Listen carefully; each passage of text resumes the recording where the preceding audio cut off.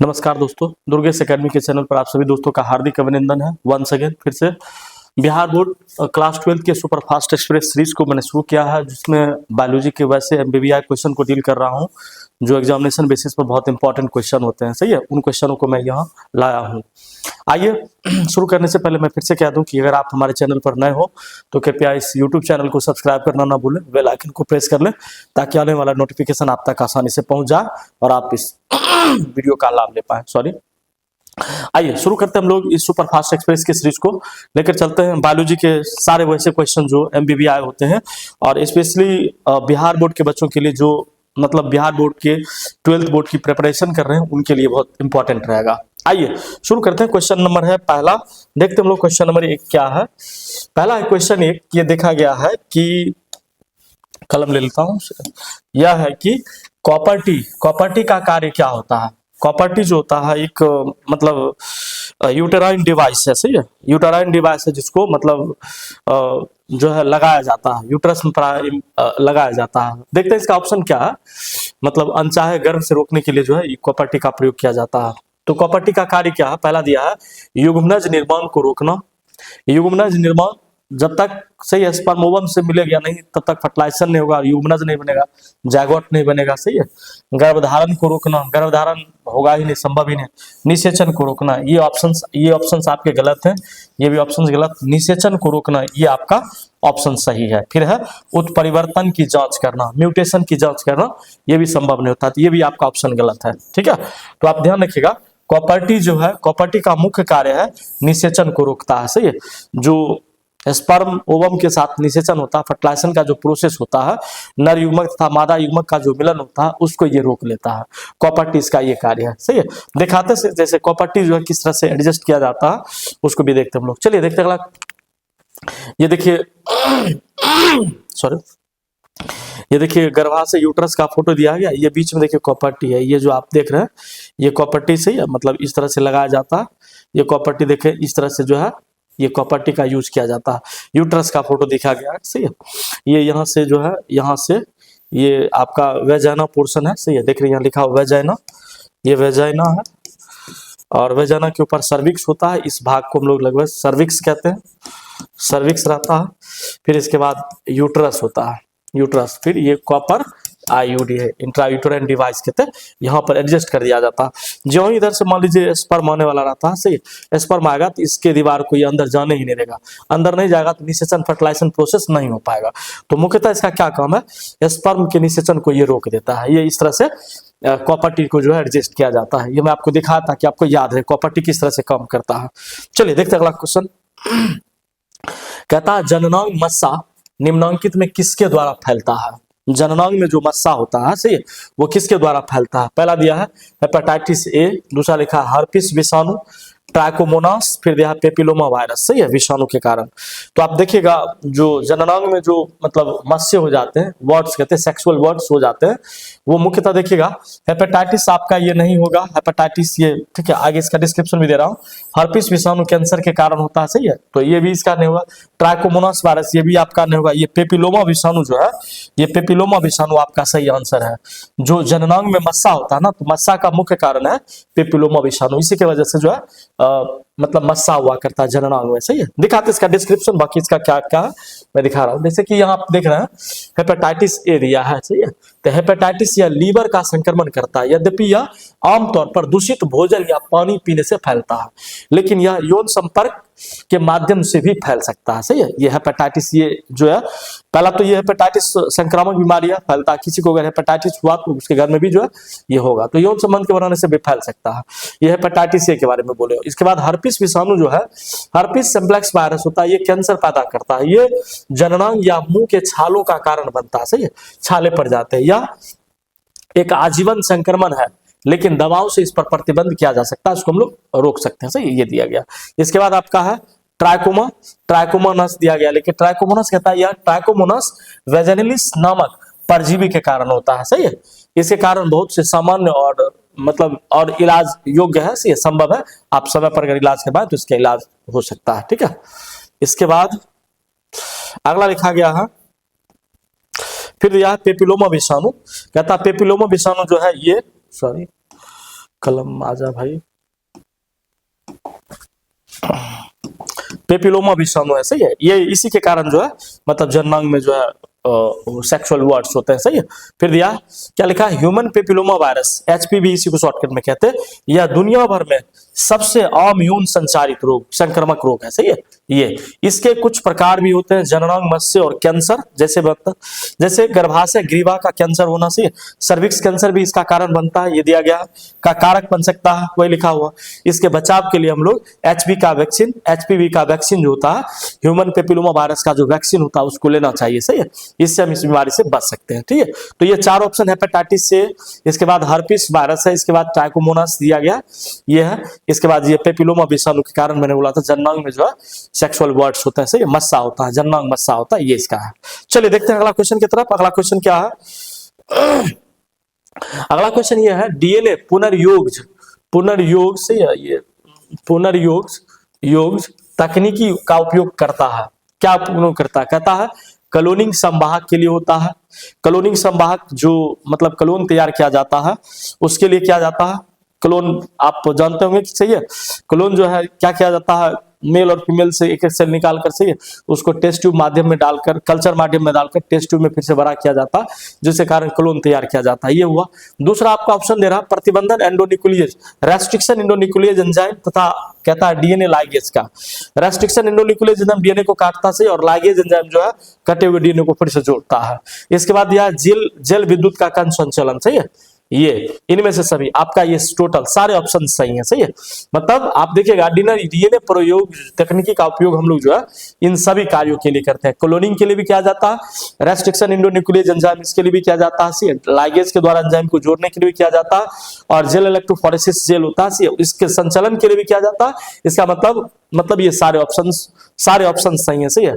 ये सारे ऑप्शन सही है, ठीक है। डीएनए पुनर्योग करने के लिए से डीएनए के रिकॉम्बिनेशन टेक्निक्स का उपयोग सारे प्रतिबंधों के लिए किया जाता है, सारे ऑप्शंस के लिए किया जाता है। चलिए देखते हैं क्वेश्चन। अब ये देखिए क्वेश्चन, ये डीएनए जो है बैकवर्ड, देखिए ये मतलब डीएनए का आपका खंड है, ये डीएनए कैसे जो है मतलब ऐड किया जाता है। यहाँ साइटोसिन, थायमिन, एडेनिन है, सही है। अब इसमें देखिएगा इसको स्टिकी भाग होता है, इस पर डीएनए जो है ऐड करवाना है, ठीक है। बाहर से डीएनए इंसर्ट करना है, ये इंसर्ट डीएनए करना है इसको। यहाँ पर एडेनिन है, थायमिन, साइटोसिन है, सही है। अब इसको स्टिकी इन से सही है, जब लाइगेज एंजाइम इस पर आप डालिएगा, लाइगेज एंजाइम जो डीएनए को जोड़ता है, ठीक है। तो डीएनए देखिए ये दोनों स्टिकी इंड से ये इसके पास में जाकर चिपक जाएगा, तो ये रिकॉम्बिनेंट डीएनए टेक्निक बन जाएगा, सही है। जो ये नया डीएनए होगा, नए तकनीक पर आधारित डीएनए होगा, सही है।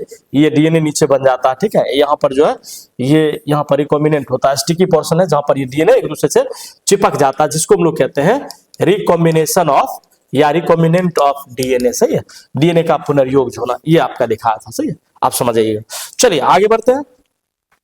क्वेश्चन नंबर 4 ये कह रहा अनुवांशिक अभियांत्रिकी, जेनेटिक इंजीनियरिंग जीवाणुओं को किसके उत्पादन के लिए सॉरी कलम गिर गया, किसके उत्पादन के लिए संयोजित किया जाता है, सही है। आपका दिया है जेनेटिक अनुवांशिक अभियांत्रिकी जीवाणु।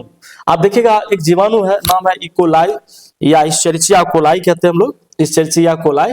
इसमें देखिएगा जब इसके पूरे मतलब डीएनए का एनालिसिस किया जाता है तो इसमें एक प्रोब छोटा सा पाया जाता है जो इंसुलिन बनाता है।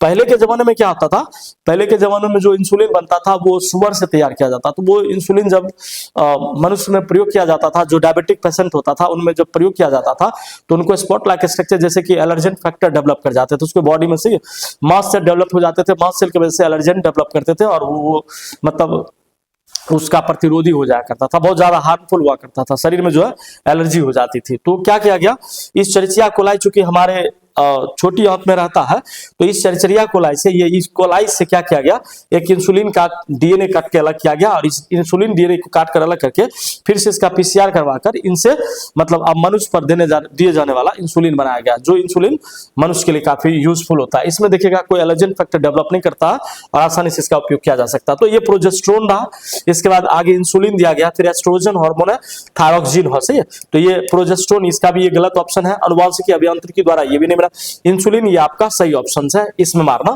ठीक है। आनुवांशिक अभियांत्रिकी द्वारा इंसुलिन को बनाया गया, ठीक है। बाकी एस्ट्रोजन जो है ये आप देखिएगा, प्रोजेस्टेरोन ये भी मतलब सेकेंडरी सेक्सुअल, एस्ट्रोजन देखिएगा फीमेल के सेकेंडरी सेक्सुअल कैरेक्टर को कंट्रोल करता है। एंड्रोजन जो है मेल के सेकेंडरी सेक्सुअल कैरेक्टर को कंट्रोल करता है। इसके बाद थायरोक्सिन है, थायरोक्सिन देखिएगा मतलब थायराइड ग्लैंड जो होता है वहां पर ये सिक्रीट करता है, जिसके कारण से देखिएगा मतलब घेगा वगैरह रोग जो है वो नहीं हुआ करता। तो ये मुख्यतः देखिएगा ये भी ऑप्शन आपका सही नहीं है, ये भी सही नहीं है। ये इंसुलिन जो है आज मतलब जेनेटिकली मॉडिफाइड ऑर्गेनिज्म में देखिएगा विशेषता करके मतलब जेनेटिक अनुवांशिकी अभियांत्रिकी के माध्यम से इंसुलिन तैयार किया जा रहा है, सही है। तो ऑप्शन ये आपका सही होगा। चलिए देखते हैं क्वेश्चन नंबर 5, कहता है कौन सा संवाहक डीएनए के छोटे खंड का कॉलोनीकरण कर सकता है। अब कौन सा संवाहक, सही है, इसको आपको देखना, सही है, कौन सा। अब इसमें दिया गया कॉस्मिड, बीएससी दिया गया, प्लाज्मिड, या ये भी आपका नहीं होगा, ये भी नहीं होगा। प्लाज्मिड डीएनए ही होता है। प्लाज्मिड डीएनए में देखिएगा आप कोई बाहर से कॉलोनीकृत डीएनए को आप इंसर्ट कर सकते हैं, सही है, जिसको हम रिकॉम्बिनेंट डीएनए तकनीक के माध्यम से उसको लगा सकते हैं। या ये भी ऑप्शन आपका गलत है, इसमें प्लाज्मिड होगा। दिखाते कॉस्मिड क्या है, बीएससी क्या है, सही है, देखते हम लोग। देखिए कॉस्मिड कहते हैं इसी को, कॉस्मिड देखिएगा कभी कभी इस तरह से भी लिखा रहता है, तो टेंशन नहीं लेना। कॉस्मिड यह एक प्रकार का हाइब्रिड प्लाज्मिड है, हाइब्रिड प्लाज्मिड है। प्लाज्मिड डीएनए का जो निकाला जाता है उसको प्लाज्मिड कहते हैं, जिसमें से lambda phase DNA cos sites के तरह कॉस अनुक्रम के होते हुए जो इस जीवाणु कोशिकाओं में क्लोनिंग के लिए बड़े डीएनए खंडों को पैक करने में सक्षम बनाते हैं, सही है, बड़े बड़े डीएनए खंडों को पैक कर देता है, इसको हम लोग कहते हैं कॉस्मिड, सही है, कॉस्मिड। इसके बाद बीएससी दिया गया, बैक्टीरियल आर्टिफिशियल क्रोमोसोम्स कहते हैं इसको, बीएससी याद रखना, बैक्टीरियल आर्टिफिशियल क्रोमोसोम कहते हैं, सही है। तो इसका क्या है, यह एक कृत्रिम रूप से निर्मित डीएनए अनुक्रम है, कृत्रिम रूप से निर्मित डीएनए अनुक्रम है, जिसका प्रयोग बैक्टीरिया आमतौर पर इकोलाई में आनुवांशिक सामग्री या जैसे मानव डीएनए एक बड़ा सा हिस्सा क्लोन करने के लिए इसका किया जाता है। बीएससी का प्रयोग देखिएगा इकोलाई बैक्टीरिया में ज्यादातर, इसलिए इसको बीएससी शॉर्ट में बैक्टीरियल आर्टिफिशियल क्रोमोसोम कहते हैं। वहीं अगर आप चले जाएंगे सी नंबर प्लाज्मिड कहते हैं, यही आपका आंसर सही था। उसमें क्या कहता है, यह बैक्टीरिया में पाए जाने वाला एक छोटा सा गोलाकार दो फंसे हुए डबल स्टैंडर्ड डीएनए अणु होते हैं, जो गुणसूत्र को डीएनए से अलग होता है और स्वतंत्र रूप से दोहरे रेप्लिकेट कर जाता है, सही है, जिसको प्लाज्मिड कहते हैं। कि आसानी से जो है प्लाज्मिड किसी भी में मतलब किसी भी फॉरेन डीएनए में आप आसानी से जोड़ सकते हैं। और बाकी या दिया वाईएसी, इसको हम लोग कहते हैं ईस्ट आर्टिफिशियल क्रोमोसोम, सही है, जो प्राय ईस्ट के द्वारा तैयार किया जाता है। ईस्ट जो होती है देखिएगा उसकी कहता है यह आनुवांशिक इंजीनियरिंग में उपयोग किया जाने वाला एक प्रकार का इंजीनियर गुणसूत्र है, जिससे ईस्ट कोशिकाओं में बड़ी मात्रा में आनुवांशिक सामग्री को क्लोन करके बनाया जाता है। ईस्ट कोशिका में मतलब क्लोनीकृत करके डीएनए तैयार किया जाता है, ये आपका रहता है वाईएसी, सही है। तो इसका आंसर आप रखेंगे प्लाज्मिड, इसका आंसर ध्यान रखिए, पूरा मैं डिस्क्रिप्शन सही दे रहा हूं, इसमें देखिएगा मुख्यतः सी ऑप्शन होगा, ठीक है। संवाहक डीएनए में छोटे छोटे खंडों को क्लोनिकल कर दिया जाता है। अगला है क्वेश्चन नंबर 6, कहता है निम्नलिखित में से कौन सा प्रतिबंधन एंजाइम बलंट शिरा उत्पादित करता है, सही, बलंट शिरा उत्पादित करता है, सही। ऑप्शन दिया गया है, ये सेल 1 दिया गया है, ये ऑप्शन नहीं होगा, यूको आरबी ये जो है आपका जो है ये करता है, ठीक है। ये रेस्ट्रिक्शन एंडोन्यूक्लियस एंजाइम है, मैं बताता हूं, उसका डिस्क्रिप्शन देता हूं। इसके बाद हिन 111 है, ये भी नहीं होगा आपका, एक्सोल 1 ये भी नहीं होगा आपका, ये भी नहीं, इको R1 होगा, सही है। देखिएगा कैसे होता है इको R1, इसको मैं दिखा रहा हूं। सेल 1 दिया गया है, सही है, रिकॉग्नाइज साइट का होता है 5-GTC GAC, ये कोडोन जब आएगा 3' के लिए तो ये मेक्स द स्टेजेस, कहता है कट्स द प्रोड्यूसिंग स्टिकी इन, से काटता है और मतलब जोड़ता है। सेल 1 जो है रिकॉग्निशन, रिकॉग्नाइज करना मतलब पहचानना, पहचानता है इस कोडोन को पहचानता है और ये जोड़ता है, से जहां पर स्टिकी एंड जिसके अपोजिट में होंगे उसको, जैसे ग्वानिन है तो यहाँ पर साइटोसिन, थाइमिन है तो एडेनिन, ग्वानिन है तो साइटोसिन, ग्वानिन है तो एडेनिन, एडेनिन है तो थाइमिन, साइटोसिन है तो ग्वानिन रहेगा, तो उसके विपक्ष में ये जोड़ता है। फिर इको R1 दिखेगा, ये ऑप्शन जो आपका दिखा हुआ ये रिकॉग्नाइज करता है, पहचानता है द सीक्वेंस, वैसे सीक्वेंस को पहचानता है जो 5' से हो, सब 5' से ही होगा, ठीक है। लेकिन इसका कोडोन क्या होगा, guanine adenine thymine, adenine thymine cytosine, और 3' in cuts that the straight across the both DNA strand, सही है, डीएनए के दोनों स्ट्रैंड को काट देता है इको R1, सही है, ये कह रहा, and creating the blunt and, सही है। ब्लंट एंड मतलब होता है कुंडलित सिरे या बिना धार वाले सिरे भी कहते हैं। ब्लंट मतलब बिना धार वाले सिरे, सही है, बिना धार वाले सिरे, जिससे डीएनए के दोनों स्ट्रैंड को आसानी से हम लोग काट सकते हैं, ये दिखाया जाता है इसमें, सही है। तो ये इको R1 जो है यही एक है जो डीएनए को दोनों सिरे से काट देता है, ठीक है। आगे हिंदवन दिया गया, रिकॉग्नाइज्ड, ये पहचानता है आपका adenine, guanine, cytosine, thymine 3' end creative the sticky sites end, सही है। ये इस डीएनए कोडोन को काटता है, इसके आपको मैंने ये बताया कि इसका जो कोडोन साइट होता है ये इस पर स्टिक करता, चिपकता है। बाकी एक्सो1 दिया गया, ये रिकॉग्नाइज करता, पहचानता 5' मतलब ये आपका कोडोन लेवल हुआ, cytosine, thymine, guanine, adenine, guanine, सही है, इसके द्वारा ये प्रोड्यूस करता है और स्टिकी रूप में ये एंड से चिपक जाता है, सही है। तो ये ऑप्शन दिया गया। आप देखिएगा ब्लंट जो होता है, ये पूछ देखे है ना, कहता है ब्लंट एंड्स जो है वो इको R1 का होगा। तो ऑप्शन आपका कौन सा देखिए, अभी ये पूछ क्या रहा, ब्लंट सिरा कौन होगा, तो इको R1, ये ऑप्शन आपके सही में इसमें लगाना। चलो देखते हैं अगले क्वेश्चन की तरफ। क्वेश्चन नंबर 7 क्या है, कहता है निम्नलिखित में से कौन सा जैव विविधता के स्वस्थानों में संरक्षण का तरीका नहीं है। अब देखिएगा, जैव निम्नलिखित में से कौन सा जैव विविधता के स्वस्थानों में संरक्षण का तरीका नहीं है, सही है। अब देखिए, वनस्पति उद्योग पहला ऑप्शन है, दूसरा है सुरक्षित जैव मंडल, पवित्र उपवन दिया है, वन्य जीव अभयारण्य दिया है, सही है। तो आपका देखिएगा ये आपका जो है जैव विविधता के स्वास्थान में संरक्षण का तरीका नहीं है, वनस्पति उद्योग जो है ये आपको संरक्षण का तरीका नहीं है, ये ऑप्शन आपका सही है, इसमें आप लगाना। बाकी सुरक्षित जैव मंडल ये गलत हो जाएगा, पवित्र उपवन ये भी आपका गलत होगा, वन्य जीव अभयारण्य ये भी आपका गलत होगा, वनस्पति उद्योग इसमें आ जाएगा आपका। अब चलते हम लोग देखते हैं question number 8 sorry question number 8 है, हुलोक गिब्बन पाया जाता है। हुलोक गिब्बन को आपने देखा नहीं, कह रहा कि ये गिर राष्ट्रीय उद्यान में, हजारीबाग राष्ट्रीय उद्यान में, कार्बोट राष्ट्रीय उद्यान में, इसके बाद दिया है काजीरंगा पक्षी अभयारण्य में, सही है।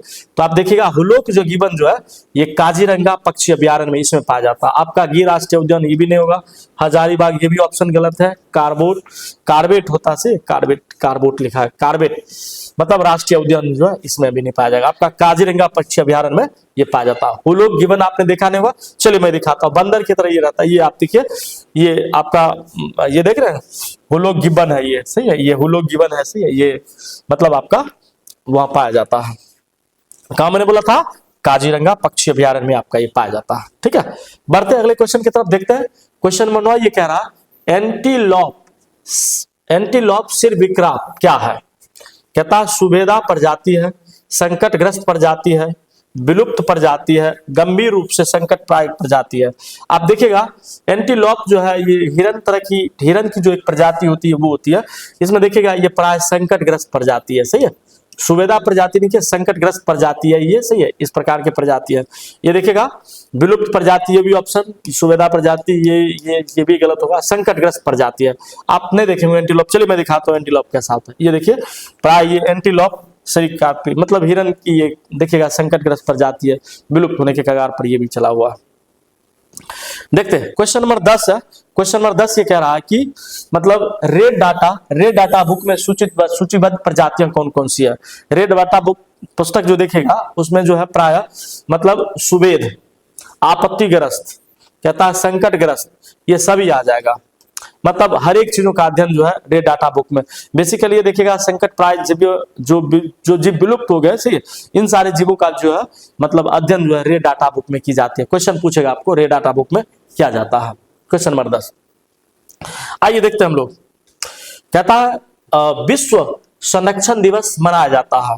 विश्व संरक्षण दिवस मनाया जाता है 3 दिसंबर को, ये गलत ऑप्शन, 29 दिसंबर को ये भी आपका गलत, 26 दिसंबर को ये भी, ये 5 जून को जो है आप देखिएगा विश्व संरक्षण दिवस जो है 5 जून को मनाया जाता है। ये ऑप्शन आपका सही है, इसमें मार रहा। चलिए क्वेश्चन नंबर 12 की तरफ देखते हैं। क्वेश्चन नंबर 12 ये कह रहा रक्त में प्रतिजन तथा प्रतिरक्षी की परस्पर क्रिया का अध्ययन कहलाता है। ये सेरोलॉजी, ये ऑप्शन आपके सही है, सेरोलॉजी क्रिया। हिमेटोलॉजी आपका गलत ऑप्शन है, ये नहीं होगा। क्रायोबायोलॉजी ये भी आपका नहीं होगा। एंजियोलॉजी ये भी आपका नहीं होगा। ऑप्शन ये सही है, रक्त में देखिएगा प्रतिजन, सही है, तथा प्रतिरक्षी तंत्र का जो अध्ययन, परस्पर क्रिया का अध्ययन जो किया जाता वो सेरोलॉजी में किया जाता है। मैं इस सब का डिस्क्रिप्शन दे रहा हूं। देखिएगा सेरोलॉजी क्या होता है, सेरोलॉजी क्या है, कह रहा है कि यह शरीर के तरल पदार्थ विशेष रूप से रक्त, सीरम जिसको हम लोग कहते हैं, का अध्ययन क्या करते हैं, हम लोग अध्ययन करते हैं। इसका उपयोग अक्सर संक्रामक रोग के निदान के लिए एंटीबॉडी की उपस्थिति का पता लगाने के लिए किया जाता है। सही है, मतलब एंटीबॉडी का पता लगाने के लिए किया जाता है। ये ऑप्शन आपका सही है, यही है सेरोलॉजी। आगे हिमेटोलॉजी भी देख लीजिए। हिमेटोलॉजी क्या होता है? हिमेटोलॉजी यह रक्त बनाने वाले अंगों जैसे अस्थि मज्जा, बोन मैरो जिसको हम लोग कहते हैं इंग्लिश में, तो ये बोन मैरो और रक्त से संबंधित विकारों, अब रक्त में कौन कौन सी बीमारी होती है, विकार कौन कौन सी, डिसऑर्डर कौन सी, एनीमिया हो गई, ल्यूकेमिया हो गई, का अध्ययन, निदान, उपचार और रोकथाम के लिए इसका अध्ययन किया जाता है, जिसको हम लोग कहते हैं प्राय देखिएगा हिमेटोलॉजी।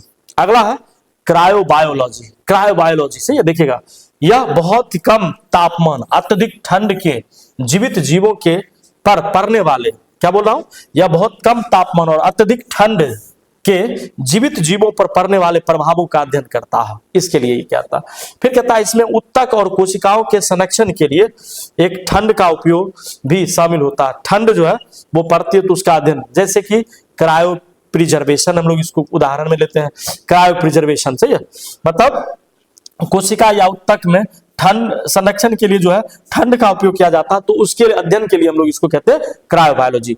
बाकी आपका दिया है एंजियोलॉजी। एंजियोलॉजी में देखिएगा यह परिसंचरण तंत्र का एक परिसंचरण तंत्र है जिसमें धमनियां आर्टरी कहते हैं हम लोग इसको, आर्टरी इंग्लिश में।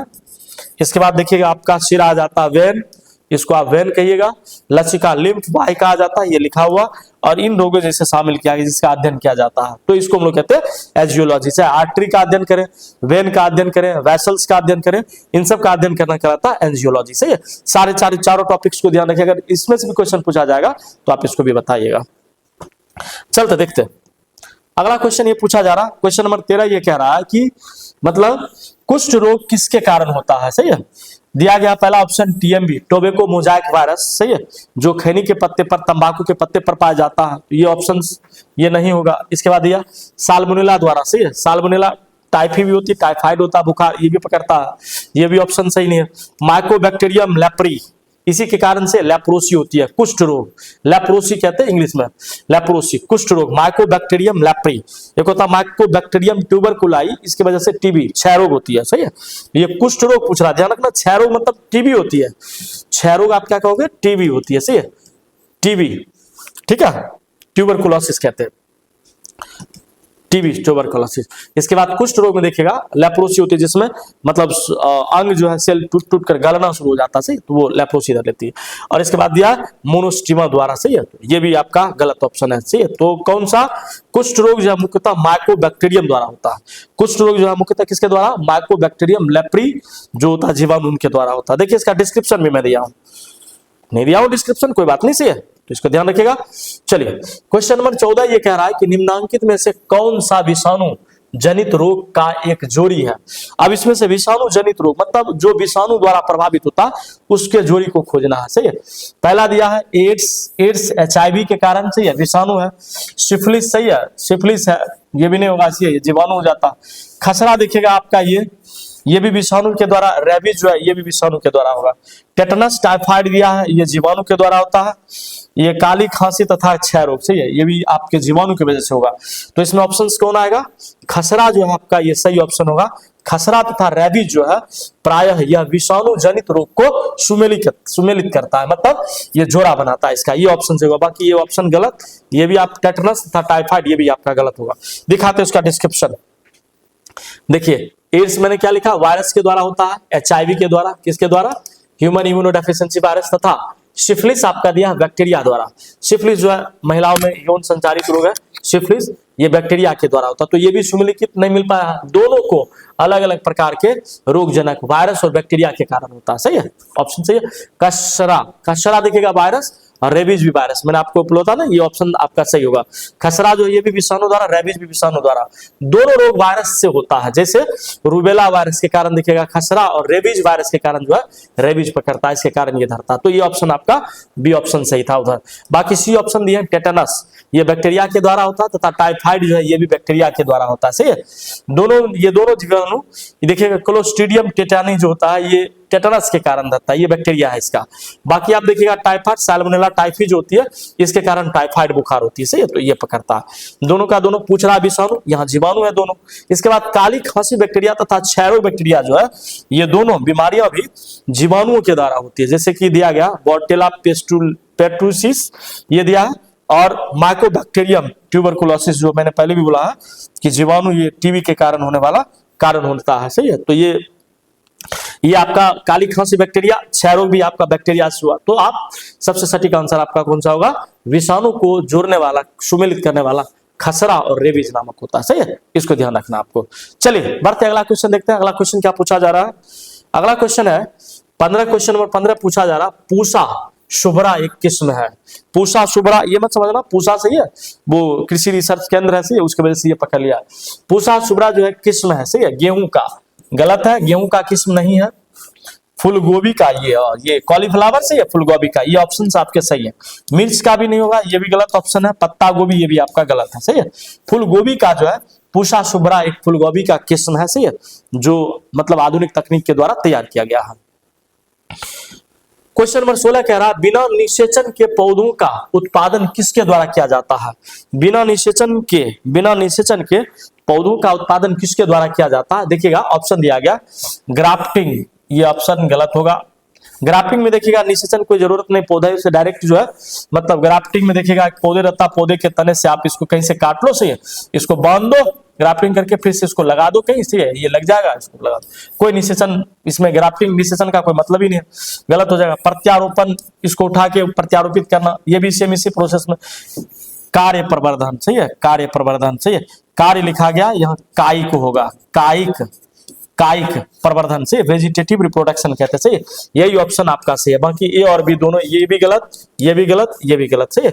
कायिक प्रवर्धन दर याद रखिएगा, कायिक मतलब होता है शरीर, कायिक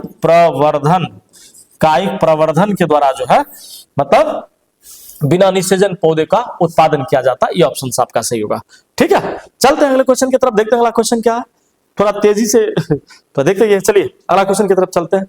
फिर आगे कहता है ट्राइटिकम एस्टिबम, जो कि एक हेक्साप्लोइड गेहूं है, उसमें होता है, सही है, उसमें होता है। कितना गुणसूत्र होता है, सही है, 7 गुणसूत्र, ये गलत है ऑप्शन।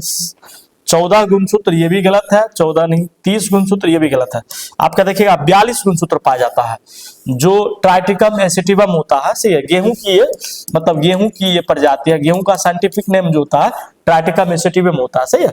इसका जो है, इसमें देखिएगा गुणसूत्र की संख्या जो होती है, यहाँ भी लिखा हुआ गेहूं का, तो इसमें देखिएगा 42 गुणसूत्र की संख्या होती है, सही है, याद रखना थोड़ा सा। जैसे मनुष्य में जो है गुणसूत्र की संख्या 46 होती है, सही है, वही अगर मान लीजिए गैमिट में पूछ दे, गैमिट में युग्मक में, तो युग्मक में आप लिखेंगे 23 माता से, 23 पिता से आकर तब जो संतान में 46 गुणसूत्र बनता है, इसको ध्यान रखना है। युग्मक जायगोट पूछे तो 46, ठीक है, युग्मक पूछे तो 23 गुणसूत्र रहेगा। उसी तरह गेहूं में ट्राइटिकम एसिटिवम में जो है गेहूं की जो प्रजाति है, साइंटिफिक नेम है, उसमें 42 गुणसूत्र पाया जाता है।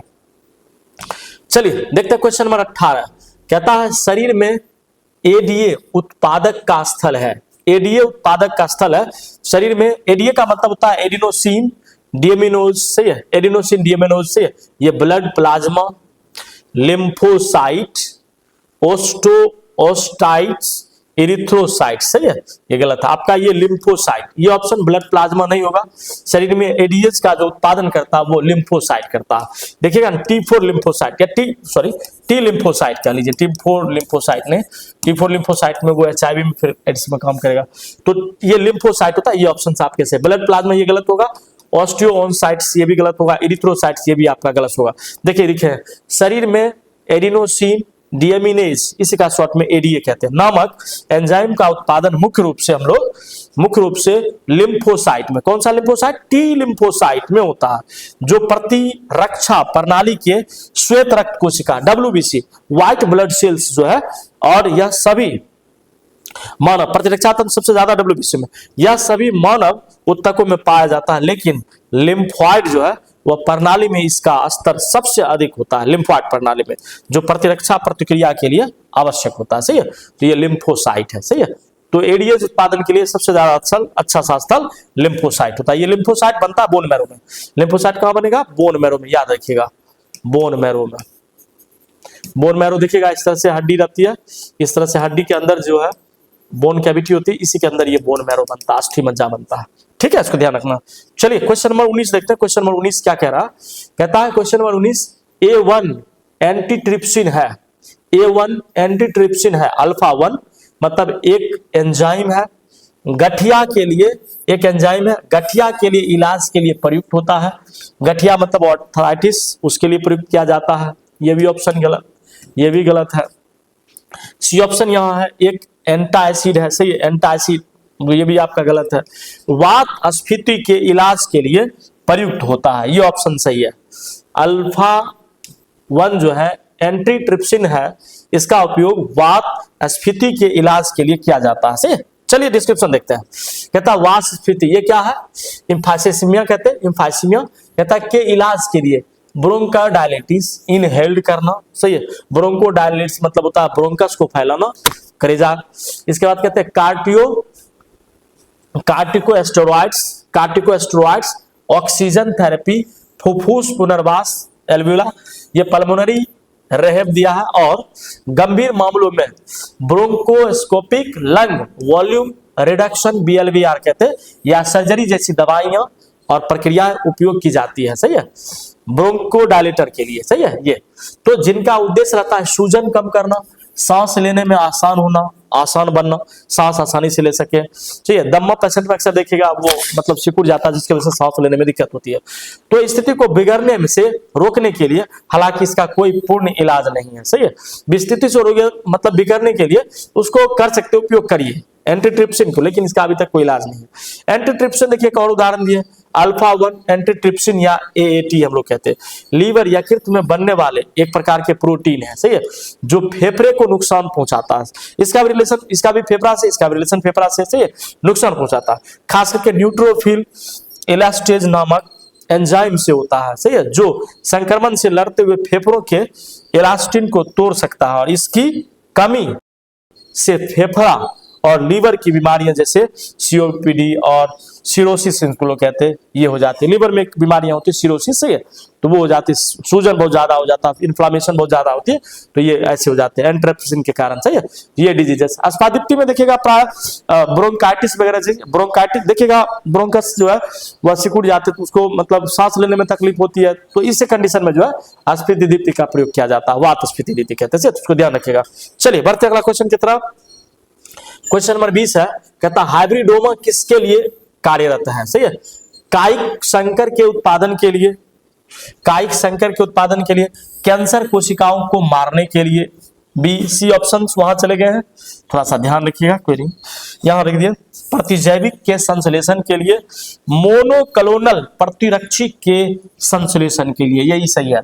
हाइब्रिडोमा पद्धति का उपयोग जो है, हाइब्रिडोमा पद्धति का उपयोग देखिएगा नॉर्मली मोनोक्लोनल प्रतिरक्षण के संश्लेषण के लिए किया जाता है, सही है, हाइब्रिडोमा पद्धति का प्रयोग से मोनोक्लोनल एंटीबॉडीज प्रतिरक्षण जो सिस्टम होता है उसको तैयार किया था, उसको बनाया जाता है, ठीक है। आप देखिए यहां में लिखा दिया हूं, बता दिया हाइब्रिडोमा, हाइब्रिडोमा क्या है, कहता है हाइब्रिडोमा तकनीक का उपयोग मोनोक्लोनल एंटीबॉडीज या MBA शॉर्टकट में याद रखिएगा, MABA से के बड़े पैमाने पर उत्पादन के लिए किया जाता है, जो कैंसर संक्रामक रोगों और मतलब ऑटोइम्यून बीमारियों के लिए निदान और उपचार में बहुत महत्वपूर्ण होता है, क्योंकि ये एंटीबॉडी किसी खास एंटीजन रोगजनक या कैंसर कोशिका को सटीकता से पहचान कर उस पर हमला करता है, सही है। हाइब्रिडोमा इसी को कहते हैं मोनोक्लोनल एंटीबॉडी, मतलब जो बीमारी को जब वो पहचानता है ना, तो बीमारी को पहचान कर, सही है, उसके डायरेक्शन में एकदम सटीक मतलब उस बीमारी के प्रति वो लड़ता है जिसको ये जानता पहचानता है। इसलिए हाइब्रिडोमा प्रौद्योगिकी जो है वो मतलब मोनोक्लोनल एंटीबॉडी के ट्रीटमेंट के लिए व्यवहार प्राय किया जाता है, सही है। आज यहीं तक 20 क्वेश्चन का सिलसिला था। थैंक्स फॉर वाचिंग, सही है। मिलते हैं अगले वीडियो में। फिर से हम कहना चाहेंगे, अगर अच्छा लगता है, वीडियो बनाने में बहुत मेहनत लगता है, अगर आपको अच्छा लगता है तो लाइक करें, दोस्तों को शेयर करें, सही है, दोस्तों को भी इस चैनल के माध्यम से जोड़ें, सही है। फ्री ऑफ कॉस्ट है, कोई चैनल का चार्ज नहीं देना है, सही है, फ्री ऑफ कॉस्ट है, सही है। आप अपना ज्वाइन करें और अपने पढ़ाई को और उच्च स्तर गुणवत्तापूर्ण शिक्षा को और बेहतर बनाएं, ताकि आपका जो है भविष्य और उज्जवल हो, आपका भविष्य, सही है, और अच्छा सवरे, इसको आप जोड़ें, सही है। चलिए मिलते हैं फिर अगले वीडियो में, तब तक थैंक्स फॉर वॉचिंग, मिलते हैं अगले वीडियो में, थैंक यू सो मच।